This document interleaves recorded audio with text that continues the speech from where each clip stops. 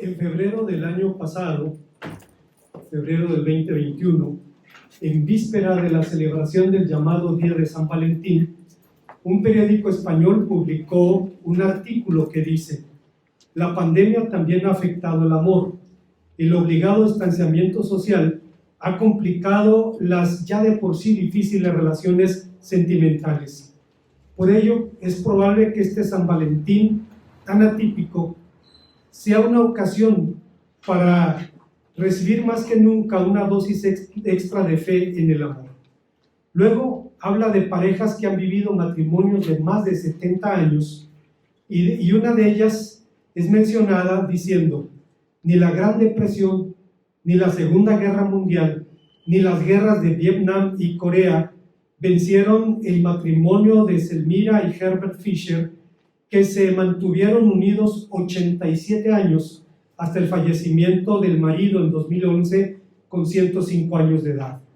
En 2010, y con motivo del Día de San Valentín, la pareja respondió en Twitter algunas preguntas de los usuarios que bien podrían servir de inspiración a aquellos que buscan el amor verdadero. Así, cuestionados acerca de cuál fue el mejor consejo que recibieron durante su matrimonio, respondieron: respétense, apóyense, comuníquense, sean honestos, fieles y sinceros. Resulta paradójico, hermanos, que los matrimonios sean cada vez más breves, cada vez más cortos, y al mismo tiempo se admire tanto los matrimonios largos. Son un signo de estatus en la sociedad. Pero un matrimonio largo no es fruto del azar, ni de genes longevos, ni siquiera de cualidades personales excepcionales.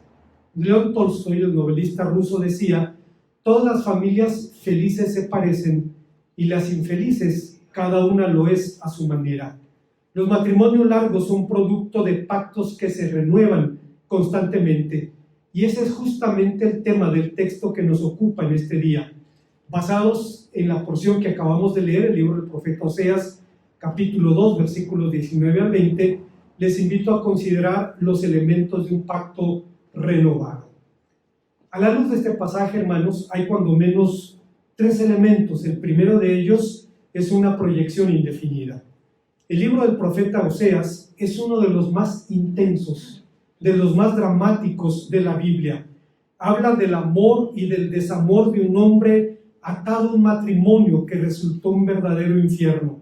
La orden divina: ve y toma para ti una mujer de prostituciones, ha suscitado acalorados debates entre los expositores. Tanto en el mundo judío como en el cristiano, los intérpretes debaten entre una lectura metafórica, una lectura simbólica y una lectura literal.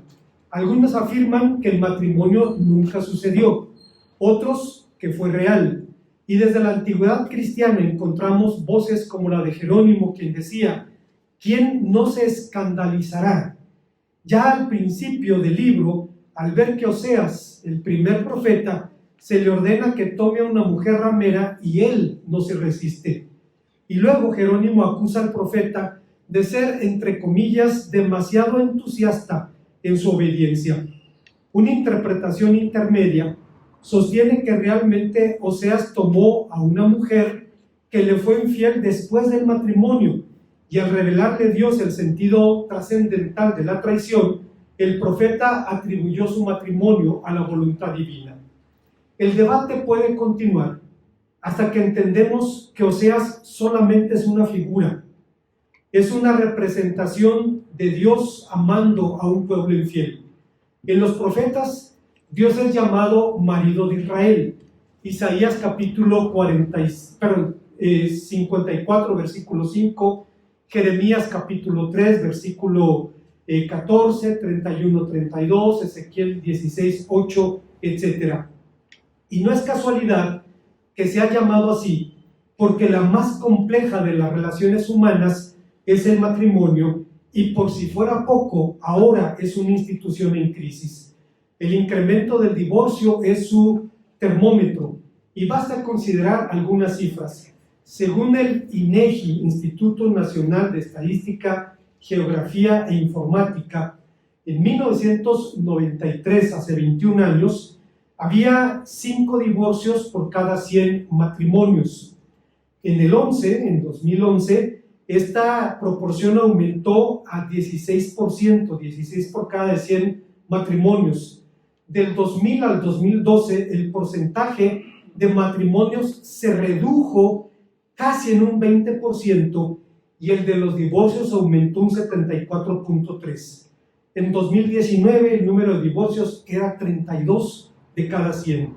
En cuanto a duración del matrimonio, el 27% estuvo casado 5 años o menos, el 17.4% permanecieron juntos de 6 a 9 años y el 54% 10 años o más. Junto a Coahuila, Aguascalientes, Baja California Sur y Campeche, Querétaro ocupa el primer lugar nacional en divorcios con un 50%. Y hermano, estamos hablando de un 50% que se da en el transcurso de un año. Es una situación realmente triste.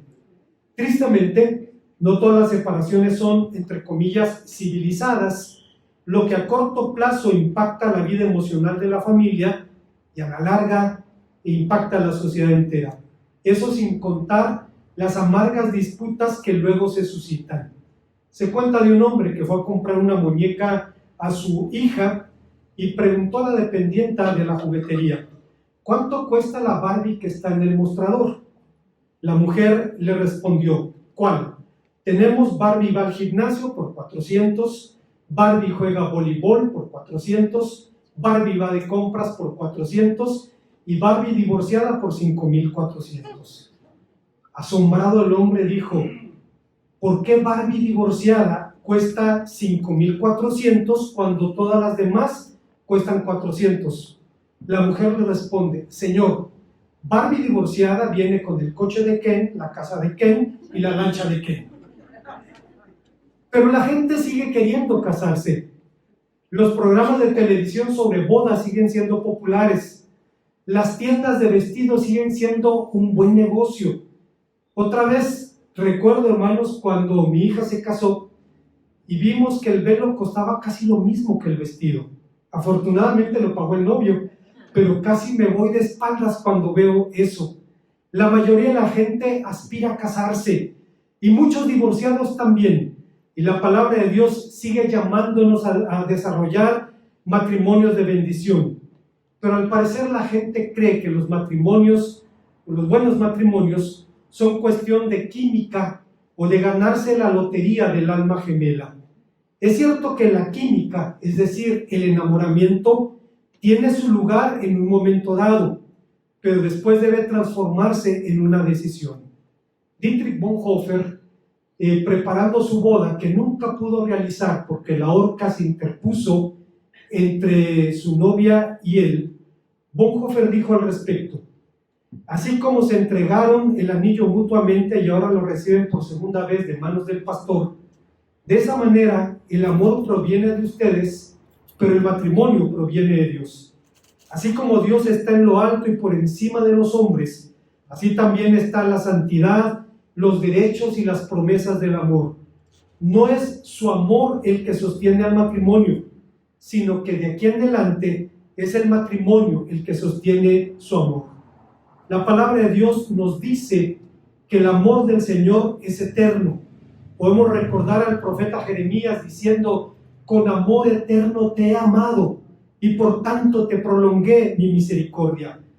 Pero de este lado de la eternidad, la continuidad indefinida es la única proyección digna a una relación que está en las manos de nuestro Dios. Hay una segunda enseñanza que encontramos en el pasaje. Estamos hablando de los elementos de un voto renovado y el segundo que encontramos aquí es una atmósfera de amor. Existe confusión respecto al amor. Se lo suele confundir con emotividad, con intimidad sexual, con enamoramiento, etc. Y tal vez por eso la lengua del Nuevo Testamento tiene varias palabras para hablar de él. Pero más grande que su vocabulario es la gama de desafíos que el amor enfrenta, y el primero de ellos es la propia subsistencia de la relación. Normalmente todo suele iniciar con el enamoramiento, con ese estado emocional caracterizado por un conjunto de sensaciones positivas que se experimentan a nivel mental como físico, que ocurre cuando alguien siente una fuerte atracción hacia otra persona. Hoy día empieza a aclararse el asunto de la neurobiología del amor. El enamoramiento es un proceso que empieza en la corteza cerebral, la cual provoca la liberación de un cóctel de hormonas, sobre todo de dopamina, la hormona del placer, y condiciona actitudes y conductas del enamorado. Pero hace 500 años Martín Lutero ya lo sospechaba cuando decía: el primer amor es pura ebriedad. Cuando pasa la intoxicación, viene el verdadero amor matrimonial. No es el tema, pero Lutero conoció a su esposa Catalina von Bora cuando acababa de salir de un barril de arenques ahumados. Fue sacada del convento junto con otras monjas, las ocultaron dentro de barriles de arenques ahumados. No era el mejor perfume para conocer a su futuro galán, venía cubierta por el humo con el que se procesaba a los arenques, etc. Y empezó Martín Lutero a buscarle marido, hasta que finalmente Dios lo guió a él a casarse con Catalina. Fue una mujer extraordinaria. Las monjas, hermanos, en aquel tiempo encontraban en el convento una manera de desarrollarse. La única manera, el único espacio para la mujer en la sociedad medieval era la maternidad. Pero si querían tener algún desarrollo, debían convertirse en monjas. No solamente era un asunto de estar encerradas rezando, sino que se convertían en administradoras de propiedades, en maestras, etcétera, etcétera. Y fue el caso de Catalina von Bora. Cuando se casó con ella, alguien le preguntó qué se sentía, y Lutero dijo: pues la única diferencia es que cuando volteo, veo en la almohada unas trenzas rubias. Pero con el tiempo, hermanos, se dio la relación, y un día ella se enfermó de una manera grave, y él le rogó a Dios y le dijo: Señor, no me la quites, no te la lleves, la necesito a mi lado. Y después diría: el primer amor es pura ebriedad. Cuando pasa la intoxicación, viene el amor verdadero. Sin embargo, este estado, el enamoramiento, dura poco. De 6 a 12 meses, a lo sumo 36, a lo sumo 3 años, después de lo cual la relación termina o se transforma. ¿Se transforma en qué? Se transforma de la ilusión y del sueño, de la idealización a la aceptación de la realidad, al reconocimiento de los defectos del otro y al compromiso de ayudarlo a superarlos. Pero regresando a nuestro texto, pese a la infidelidad de Israel, el Señor promete restaurar su pacto matrimonial con él y dice que desposará a su pueblo en justicia, juicio, benignidad y compasión. Justicia alude aquí a la idea de rectitud, lo que trae a nuestra mente las palabras del apóstol San Pablo, quien dice allá en su carta a los Filipenses, capítulo 4, todo lo que es verdadero, todo lo honesto, todo lo justo, todo lo amable, todo lo de buen nombre, si hay algo digno de alabanza, en eso pensar. Juicio señala a la mediación divina en la restauración de la paz, como la matriarca Sara, cuando apeló a Dios buscando que mediara en su conflicto con Agar y con Abraham, según Génesis 16. Bonhoeffer dice que de hecho todas las relaciones de los cristianos deben ser triangulares, entre comillas, es decir, indirectas a través de Cristo. Entre mi prójimo y yo está Cristo, y por eso no me es permitido, desear una comunión directa con mi prójimo. Solo Cristo puede ayudarle, como solo Cristo puede ayudarme a mí. Esto significa que debo renunciar a mis intentos apasionados de manipular, forzar, poseer a mi prójimo. Benignidad, por su parte, significa gracia.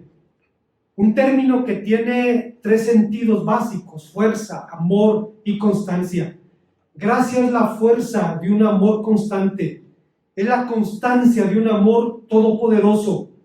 Pero si la gracia se desconecta del pacto, simplemente se sentimentaliza, se convierte en un ideal difuso. Y finalmente, compasión alude a un amor que nace de las entrañas. De hecho, la palabra raham, compasión, es un nombre para el seno materno. Estos dones son la dote nupcial, los regalos de la novia, atributos divinos con los que la hace suya. En otras palabras, Dios materializa con estos dones una atmósfera de amor en el matrimonio. Y por tal motivo, el amor de Cristo siempre será el marco de referencia del amor de toda pareja. Al decir: maridos, amad a vuestras mujeres como Cristo amó a su iglesia, dice que el amor de Cristo es el parámetro y es la fuente del amor conyugal. Y apunta también, hermanos, a los rasgos concretos del amor de Cristo, que son, primero, la generosidad. Filipenses 2, del 5 al 6. La generosidad de Cristo se materializó en su entrega por nosotros. Cristo no solo nos da, Cristo se da por nosotros. Y si usted recuerda en Filipenses 2, la página cristológica más hermosa del Nuevo Testamento, Pablo dice: haya pues en vosotros este sentir que hubo también en Cristo Jesús, el cual, siendo en forma de Dios, no estimó el ser igual a Dios como cosa. Y aquí empieza a usar formas reflexivas. ¿A qué aferrarse? Sino que se despojó a sí mismo, haciéndose obediente hasta la muerte y muerte de cruz. Nadie lo obligó a hacer eso. Él mismo había dicho en el Evangelio de Juan: tengo poder para tomar mi vida, tengo poder para volverla a tomar. Este mandamiento lo recibí de mi Padre. Fue una entrega voluntaria. Las múltiples formas reflexivas de Filipenses 2 lo demuestran. El Señor no se aferró a la gloria que tenía en el cielo, renunció a ella al encarnarse, se compadeció de nuestra condición caída y lo hizo mostrando una generosidad que no tiene paralelo en el universo. El segundo rasgo del amor de Cristo es la humildad. Filipenses 2:7. La distorsión del matrimonio no anula el propósito divino de satisfacer por medio de él algunas de las necesidades más básicas del ser humano. El matrimonio ha sido diseñado para que seamos más felices juntos que lo que éramos separados.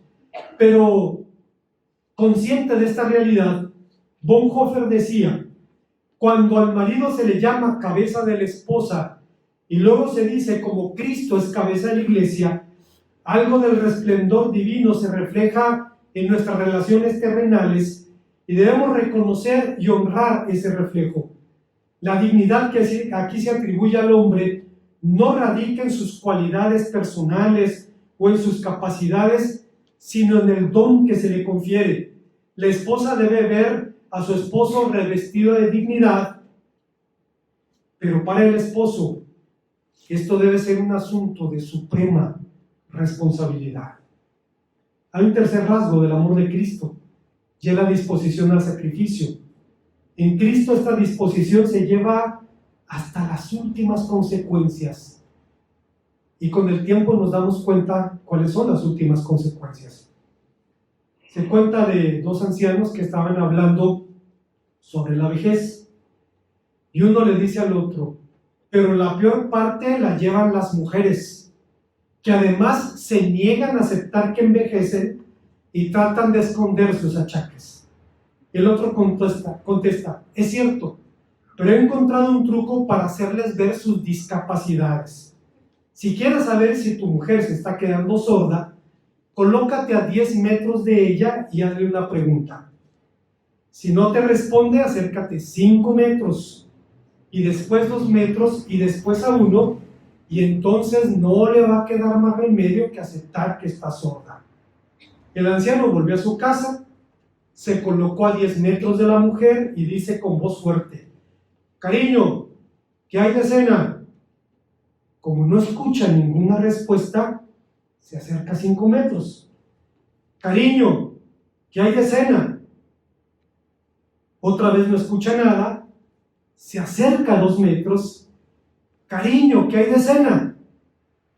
Sigue sin escuchar y asombrado se acerca 1 metro y le apunta al oído: cariño, ¿qué hay de cena?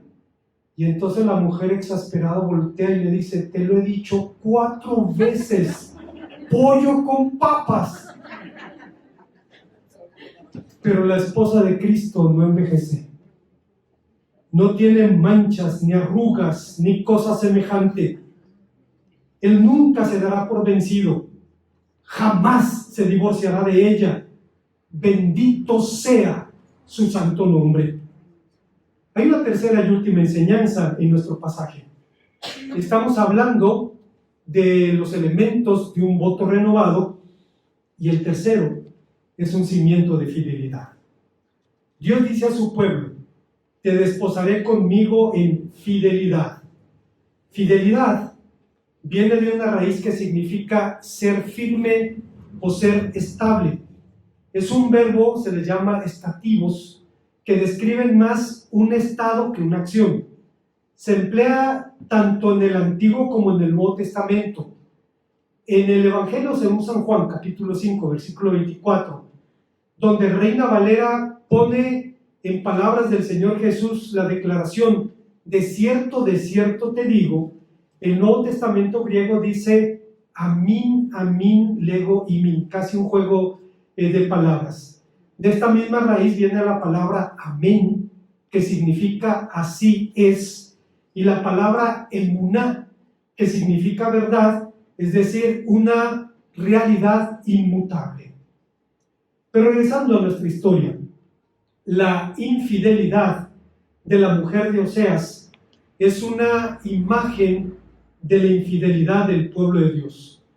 La relación estaba en serio peligro, pues la fidelidad no tiene sustitutos. No se puede sustituir con dinero, no se puede sustituir con palabras de elogio, con viajes. La fidelidad no tiene sustituto. Pero siendo honestos, ninguna otra tentación produce problemas a los hombres, a los varones, que el sexo. Sea la insatisfacción, fantasías secretas o infidelidad consumada, el impulso sexual es nuestro tendón de Aquiles. Pero para el Señor Jesús, no cometerás adulterio, no solo se ocupa de la infidelidad o del sexo. Su verdadero interés está en el matrimonio y en su integridad. Ciertamente el Señor Jesús condenó al adulterio y lo hizo de una forma tan radical que en el Nuevo Testamento se le incluye entre las conductas dignas de condenación eterna.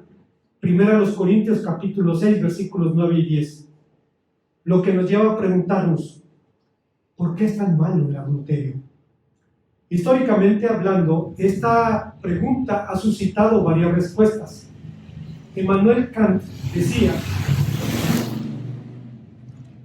que el adulterio es malo porque reduce al hombre al nivel de la bestia, que a mayor pasión corresponde mayor irracionalidad. Tomás Aquino decía que es malo porque quienes adulteran no quieren tener hijos. Pero siendo honestos, hermanos, no creo que el Señor Jesús haya censurado el adulterio por estas razones. Pues tanto el frío intelecto como la más poderosa de las pasiones son dones de Dios, son igualmente humanos. Y por otra parte, hay quien busca fuera los hijos que no tiene dentro del matrimonio. El Señor Jesús censurado el adulterio porque representa la amenaza más seria contra la sociedad conyugal. El adulterio tiene una dimensión moral. además de constituir una deslealtad a la palabra empeñada, implica la violación a un precepto divino. Sin embargo, no solo las peores personas adulteran. El adulterio tiene que ver esencialmente con el tipo de persona que queremos ser. En el interior de cada hombre, cada ser humano, existe una tensión entre dos tipos de personalidades. Una que busca ser fiel y guardar el pacto, y la otra que busca la satisfacción y el éxito personal. Todo hombre tiene que oponer a su necesidad de afirmación personal, alentada por la cultura y por las circunstancias, el imperativo de la fidelidad a otro. El séptimo mandamiento nos llama pues a tomar serias decisiones, no solo en cuanto al sexo, sino en cuanto a qué tipo de personas queremos ser y a los significados y propósitos de nuestra existencia. Como conclusión, Osea, significa salvación, que es el tema del libro. Salvación al hombre y a sus circunstancias. En ese libro, Dios nos dice que la meta de la renovación del voto nupcial es darse a conocer. Te desposaré conmigo con fidelidad y me conocerás, dice el capítulo 2, versículo 20. Bien se ha dicho, hermanos, que para amar al hombre debemos conocerlo, pero para conocer a Dios debemos amarlo. Reconocer a Dios no es conocerlo todavía. Los que no aman a Dios ni siquiera lo reconocen como es: sabio, bondadoso, poderoso, creador y preservador, autor de todo lo bueno, el gobernador de este mundo, el redentor del hombre, el que retribuye generosamente a los que le sirven y justamente a los que se rebelan contra él. Los que no aman a Dios no pueden conocerlo realmente, pero conocer a Dios es mucho más que todo esto. Es saber por experiencia propia que Dios es bueno y que este Dios se da a conocer a los que lo aman mientras meditan en Él, leen acerca de Él, hablan de Él, lo adoran y lo obedecen. Al iniciar nuestra reflexión dijimos que los matrimonios largos son producto de votos que se renuevan continuamente. No se trata de fidelidad a una palabra, se trata de fidelidad a una persona, si no es que a dos, a Dios y al esposo o a la esposa. Alguien habló sobre este asunto diciendo, y me gusta mucho este pensamiento: el matrimonio con una visión a largo plazo tiene la convicción de que nada podrá separarnos, que lucharemos juntos contra cualquier obstáculo que se nos presente, que si el barco hace agua haremos el achique, que redefiniremos nuestras metas personales si se salen de línea, que compartiremos el liderazgo en el mantenimiento y la renovación del matrimonio, que renovaremos nuestro matrimonio si vemos que se está anquilosando, que si peleamos mucho o poco, aprenderemos a pelear mejor, que aceptaremos las debilidades del otro que no puedan remediarse y cuidaremos el uno del otro cuando seamos ancianos. Esta clase de compromiso no se hace una sola vez, se hace una y otra vez a lo largo de la vida. Nos aferramos a ella durante las oscuras noches del alma que ocurren a casi todas las parejas, en esos momentos cuando nos cuesta trabajo sentir amor, pero la promesa nos mantiene unidos. En alguna ocasión había dicho que respecto a expresar el amor, es una necesidad más grande de las mujeres que de los hombres. Todas las mujeres del mundo, incluida mi esposa, se quejan de que no somos suficientemente expresivos como ellas necesitan. Y ya lo había contado, de aquella mujer que le dice al marido: nunca me dices que me amas. Y el hombre dice: te lo dije una vez hace 25 años cuando nos casamos. Si cambio de parecer, vas a ser la primera en saberlo. Dice, se llama William Doherty, quien escribió este pensamiento. Dice, esta clase de compromiso se hace una y otra vez. Nos aferramos a ella durante las oscuras noches del alma que ocurren a casi todas las parejas, en los momentos cuando nos cuesta sentir amor, pero la promesa nos mantiene unidos. Llegar a 60 años de matrimonio, hermanos, es una bendición tan grande. Llegar en buenas condiciones como los hermanos, sanos, fuertes, plenamente en control de su vida, es una bendición aún mayor. Pero la verdad, hermanos, es que esta bendición no es ni producto ni de la suerte, ni de ganarse la lotería del alma gemela, ni de buenos genes o genes longevos, sino de una pareja que se pone en las manos de Dios, pidiéndole que los bendiga el resto de la vida. Me pongo a hacer cuentas. Yo todavía no sabía hablar cuando los hermanos se casaron. Dios los bendiga, hermanos. Son un testimonio. Una vez más, no es coba. Cuando ustedes llegaron, yo vi que sus amigos los tenían en alta estima, que había una relación de cariño y respeto. Y ahora entiendo por qué, y lo compartimos. Damos gracias a Dios por esto, y cada uno de nosotros nos ponemos en las manos de Dios, pidiéndole igual su bendición. Oremos al Señor. Gracias te damos, Padre Santo, una vez más, porque nos permites, Señor, recordar que todas las cosas están en tus benditas manos, y al reconocer en la vida de tus siervos, nuestros hermanos Birs Alemán, 60 años, Señor, de matrimonio juntos, podemos ver tu mano allí, que has sido bueno, que has sido fiel, que has guardado tus siervos, y sabemos que lo seguirás haciendo, Señor, hasta el tiempo en que tú tengas señalado de llevarnos a cada uno de tus siervos a tu presencia.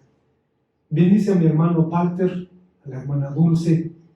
Glorifícate, Señor, en su vida, y permítenos seguir viendo a Cristo a través de ellos. En su nombre te lo rogamos. Amén. Antes, hermanos, de continuar con el culto, quiero recordarles que, si Dios permite, a partir del domingo 17, estamos hablando en 15 días, si no recuerdo mal, pero estaremos reanudando las actividades normales de la iglesia, el servicio a las 9, la escuela dominical de 10:45 a 11:45 y el servicio de las 12. Esto nos llama a varias cosas. La primera, a reservar nuestra participación en los servicios para poder distribuirnos en los dos. Tenemos el problema de que las 10 es un horario muy cómodo para todos, y todos optamos por venir a las 10, y de pronto no había mucha asistencia en el servicio de las 12.